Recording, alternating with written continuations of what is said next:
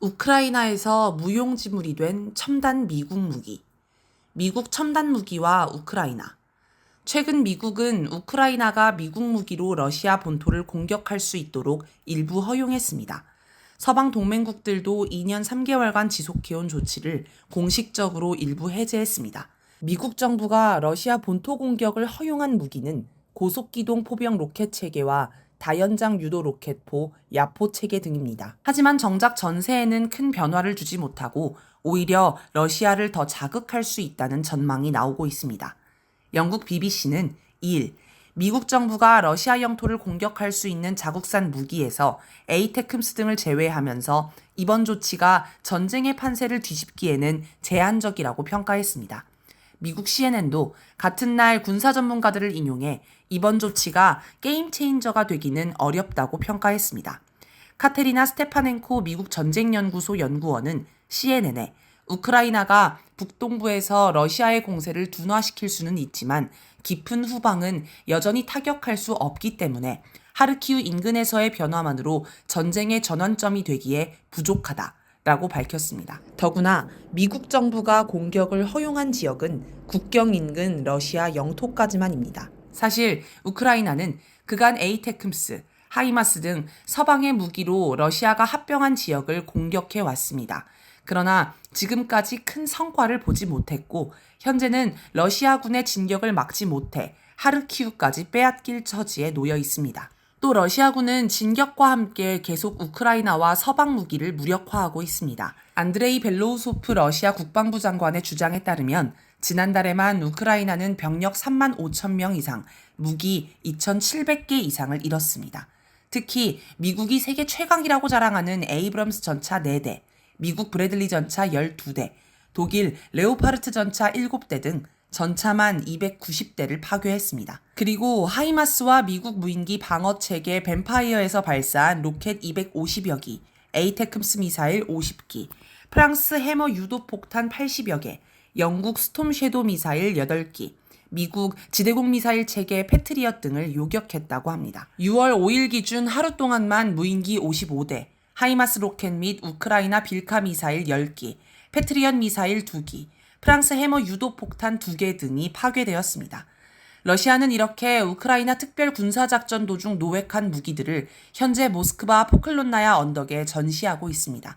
최근까지 북한, 중국, 이집트, 인도, 말레이시아, 시리아, 남아프리카 공화국, 베네수엘라, 팔레스타인, 레바논 등지에서 온 대표단도 그곳에서 에이브럼스 전차, 레오파르트 전차, 브래들리 전차 등을 구경했습니다. 그렇게 보면 서방의 무기로 러시아 본토를 공격한다고 해도 상황을 개선하기는 어려울 것으로 보입니다.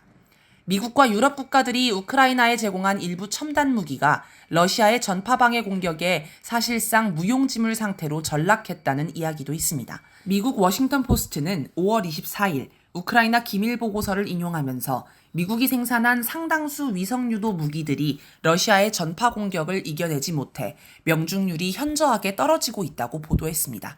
이에 따라 서방이 제공한 상당수 무기가 사실상 전장에서 사용되지 못하는 상태라고 합니다. 전파 공격으로 치명적 타격을 입은 무기로는 위치 정보 시스템에 기반한 유도포탄 엑스칼리버와 하이마스가 있습니다.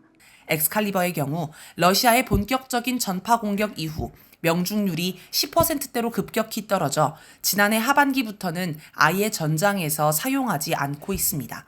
미국 합참부의장인 크리스토퍼 그레이디 제독은 4월 26일 기자들에게 미국이 우크라이나에 제공한 에이브럼스 탱크를 당분간 최전선에서 빼고 우크라이나 측과 재배치 전술을 협의하고 있다고 밝힌 바 있습니다. 이유는 한 대에 1천만 달러나 하는 이 탱크가 500달러에 불과한 러시아의 무인기 공격에 기능을 제대로 발휘할 수 없기 때문이라고 합니다. 또 러시아는 최근 미국 대전차 미사일 제블린과 무인기로부터 전차를 보호하기 위해 전차 위에 불과 몇 센티미터 두께의 방어막을 씌운 바비큐 전차를 개발했습니다. 이를 보고 서방에선 비웃었지만 결과는 효과적이었습니다. 제블린이 오히려 무용지물이 되었기 때문입니다. 러시아는 이처럼 서방이 우크라이나에 무기를 지원할수록 대비책을 개발해 나가고 있습니다. 그리고 우크라이나가 공격하는 거점으로 진격해 우크라이나의 공격에서 주민들을 보호하고자 노력하고 있습니다. 즉 미국과 서방이 첨단 무기를 지원해도 러시아 앞에서 속수무책 당하고 있는 것이 현실입니다. 지금처럼 공격 범위 제한을 완화한다고 해도 변화가 있을지 의문입니다. 기대에 못 미치는 미국 무기. 미국 F-35B 전투기가 5월 28일 미국 뉴멕시코주 엘버커키 국제공항 인근에서 추락했습니다. F-35 계열 전투기는 다목적 스텔스 전투기로 미국이 수출을 허가하는 가장 강력한 기종입니다. 그런데 그런 전투기가 추락한 것입니다. 당시 전투기는 미국 텍사스주 포트워스에 있는 로키드 마틴사 공장에서 출고돼 미국 캘리포니아주 공군기지로 인도 중이었습니다. 전투기는 새로운 소프트웨어 버전인 TR2를 장착하고 있었고 캘리포니아 공군기지에서 추가 시험을 하고자 이동한 것이었습니다. 그런데 전투기는 뉴멕시코주 커틀랜드 공군기지에서 연료를 충전한 후 이륙하다 인근 엘버커키 국제공항 쪽으로 추락하고 말았습니다. 추락 후 전투기는 불에 휩싸인 채 모조리 타버렸습니다. 앞서 F-35B 전투기는 2023년 9월 17일 사우스캐롤라이나주에서 비행하다 실종되기도 했습니다. 원래 스텔스기는 훈련 중 위치를 파악할 수 있는 신호기를 켜두는데 이 규정을 지키지 않았는지 아니면 신호기의 고장인지 알 수 없습니다. 한국에서도 이처럼 미국 전투기가 추락하는 사고가 종종 있었습니다. 주한미군 제8전투비행단 소속 F-16 전투기는 2023년 12월 11일 군산기지에서 이륙한 후 얼마 안 돼 군산시 어청도에서 남서쪽으로 약 64km 떨어진 바다에 추락했습니다. 그리고 F-16 전투기는 2024년 1월 31일에도 군산기지에서 이륙해 비행하다 추락했습니다. 많은 사람이 미국 무기를 최고로 꼽습니다. 하지만 이처럼 추락하거나 우크라이나 전쟁에서도 성과를 못 내고 있습니다. 더구나 생산 속도가 늦어 비축량이 떨어지고 있습니다. 미국 월스트리트저널은 1월 3일자 보도에서 우크라이나 전쟁 초기 몇 달 동안 순항미사일과 드론 요격 성공률 100%를 자랑했다던 첨단 지대공 미사일 무기체계 나셈스 등 대공미사일 생산이 심각하게 부족하다고 지적했습니다. 그러면서 우크라이나 전쟁으로 서방의 무기 생산 능력 부족이 드러났고 가자 전쟁으로 일부 무기의 공급이 어려운 상황에 처해 있다라고 밝혔습니다. 하지만 미국은 부족한 미사일을 신속히 채워놓을 방도가 없습니다.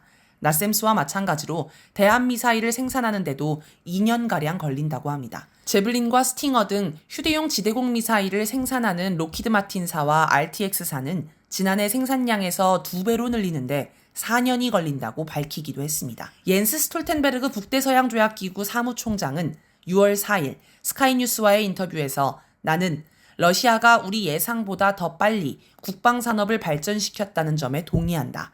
그리고 나토 동맹국들은 무기 생산을 늘리는데 예상보다 더 오랜 시간을 허비하고 있다는 점도 인정한다. 라고 실토했습니다. 즉 볼로디미르 젤렌스키 우크라이나 대통령은 미국이 무기만 제대로 지원해주면 러시아를 이길 수 있다고 큰 소리를 치고 있지만 허상에 불과해 보입니다. 그런데도 미국과 서방, 우크라이나는 포기하지 않고 있습니다. 무기 사용 범위도 넓혀주고 무기도 계속 공급해주고 있습니다. 미국과 서방은 우크라이나군에 수천억 달러의 무기와 탄약들을 공급하면서 마지막 우크라이나인이 남을 때까지 전쟁을 계속하라고 요구하고 있습니다. 미국 국방부는 6월 3일 우크라이나에서 파괴된 하이마스를 보충하기 위해 로키드 마틴사와 20억 달러 상당의 하이마스 구매 계약을 체결했습니다. 제이크 설리번 백악관 국가안보 보좌관은 6월 4일 미국 무기가 우크라이나에 도착해 상황을 바꾸고 있다. 라며 우크라이나는 미국의 지원으로 깊은 수렁에 빠졌으나 이제 그들은 이 수렁에서 빠져나올 수 있게 되었다. 라고 주장했습니다. 일단 아직까진 우크라이나가 러시아에 빼앗긴 곳을 되찾았다는 소식은 들려오지 않고 있습니다. 러시아군이 우크라이나 무인기, 하이마스 등을 파괴하고 우크라이나군을 쓰러뜨리며 전방위적으로 차츰차츰 전진하고 있다는 소식만 들려옵니다. CNN은 앞서 언급한 6월 2일자 보도에서 27개월간의 전쟁 내내 매번 서방이 설정한 금기가 깨졌으나 아무 일도 일어나지 않았다라고 지적하기도 했습니다. 결국엔 현실은 러시아를 더 자극해 공격 강도를 더 높이게 만들어 우크라이나를 사지로 내몰 뿐입니다. 미국이야말로 수렁에서 빠져나오지 못하고 있는 상황이 아닌가 싶습니다. 우크라이나 전쟁은 한국에도 시사해주는 바가 많습니다. 미국의 호언 장담과 미국이 지원해주는 무기를 믿고 전쟁하면 어떻게 되는지 생생하게 알 수 있기 때문입니다. 한국은 미국이라는 수렁에서 벗어날 필요가 있어 보입니다.